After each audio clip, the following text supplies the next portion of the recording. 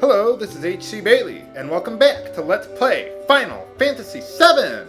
Since last time, I took the time to race both Dooku and Aiko up to the S-Class at the Chocobo races at the Battle Square.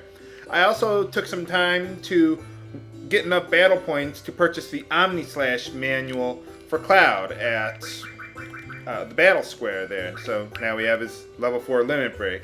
If you want to see the battles that I fought there, because there's some new enemies that we can fight there now that we're on Disc 2, I made a bonus episode in the Appendices playlist where you can see that. I just didn't feel it was necessary to add that here. So now that we've gotten that ready to go, it's time to mate our Chocobos one last time. Man, who would have ever thought Dooku and Aiko would ever be mating? Let alone Aiko to anyone. And for this particular Chocobo that I want to breed, we need a very special nut. The Zio nut.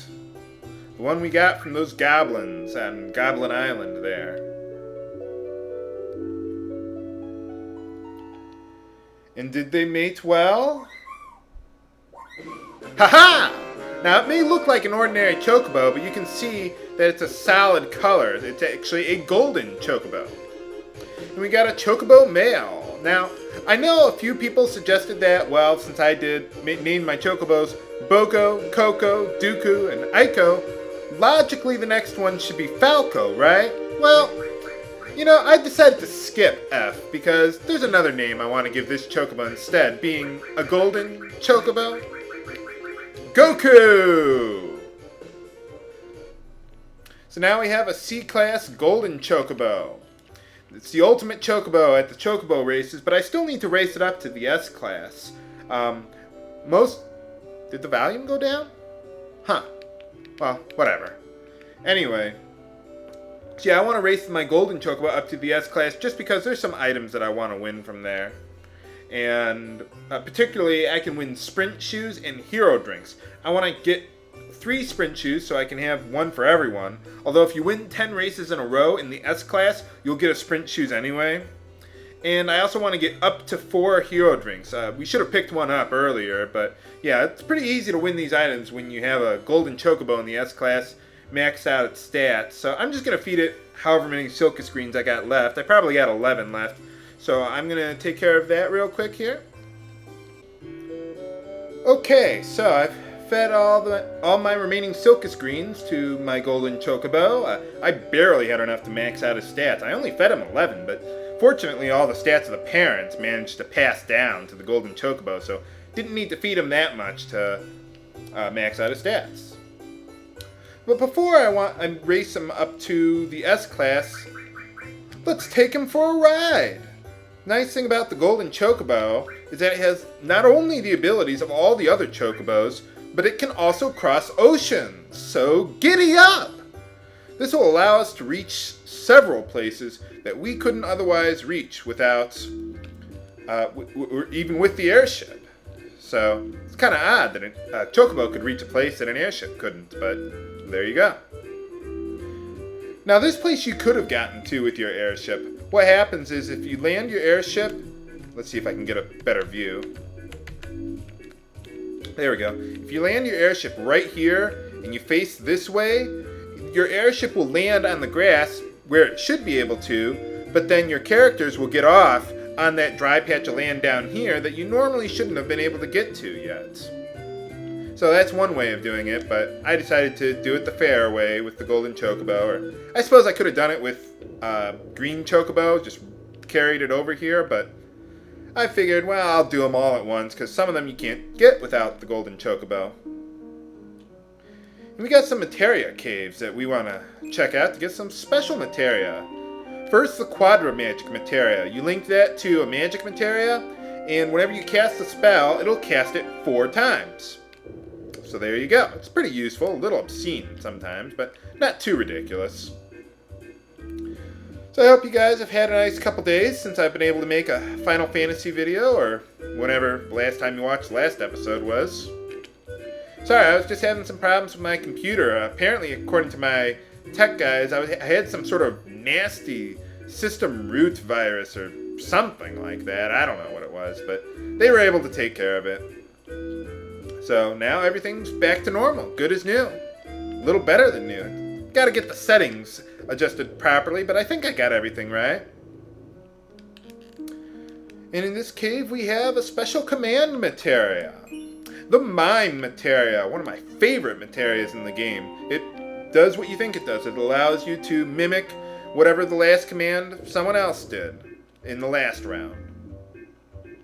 So like if you cast, say, a very expensive summon, then the next character uses Mime, you won't have to pay for it.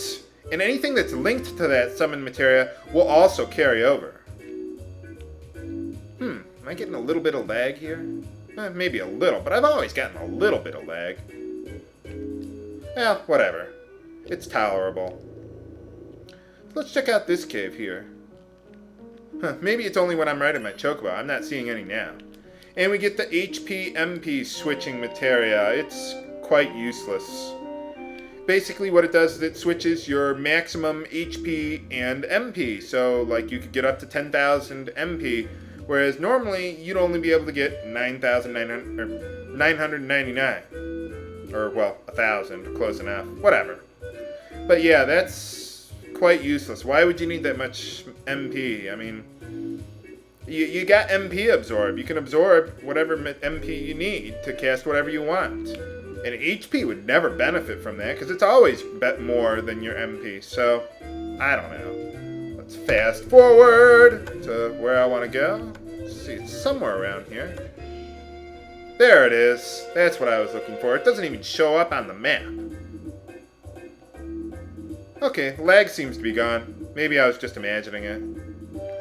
This place you can only get to with the Golden Chocobo by wasting several hours of your life on breeding one. Yeah, this is Round Island. We're at the right place. And we get the ultimate summon materia in the game here. Knights of the Round. You can kill the final boss in the game with one hit with that materia. It's ridiculously good. I'm not going to be using it against the final boss, or any of the normal bosses, if you know what I mean. There's one more thing I want to take care of, if my camera will turn around. There we go. But yeah, there's only one point in time that I'm really going to use the Knights of the... Well, two, really. That I'm going to use Knights of the Round, and that's just for a couple of really ridiculously long boss battles. It's kind of interesting, because they weren't in the Japanese version of the game, which makes me wonder, why the hell did they give you Knights of the Round in the Japanese version of the game? But, yeah. I mean, I guess it was just supposed to be some hidden extra or something, or whatever, and you weren't really meant to use it, I guess, or something. I don't know. But yeah, it's ridiculously powerful. You can deal hundreds of thousands of damage with that thing, whereas the next most powerful thing will deal like 10,000 or maybe 40,000 with Quadra Magic, but even that's not that ridiculous with whatever magic materia you can get in the game. Now, I do want to head to the Gold Saucer to race my Chocobo, or my Golden Chocobo, up to the S class, because I want to get a few sprint shoes and up to 4 hero drinks, which we can win from the Chocobo races.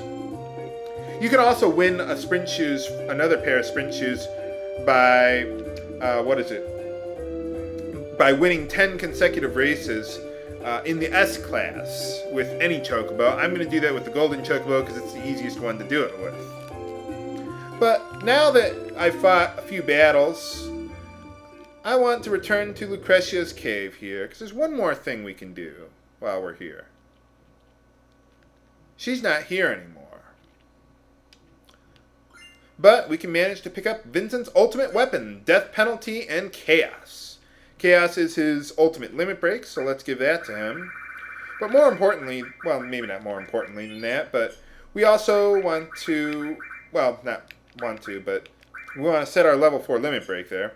But also we got Vincent's Death Penalty. Now the way that works, it's his ultimate weapon, just like Tifa's, but its added effect to its damage is if you, its damage is increased depending on the number of kills Vincent has made. So it's not really going to be that useful for me since I'm not going to be spending that much time grinding with him. So, you know, that's what, but if you spend a lot of time doing that, you can actually deal well over 10,000 damage with him. It's called an overflow effect, where, I mean, you can look this up on YouTube, but, I mean, you could even kill someone with 1,000,000 HP in one shot if you made enough kills. It's ridiculous. So Vincent's one of the few characters who can do that. But I'm not going to take advantage of that.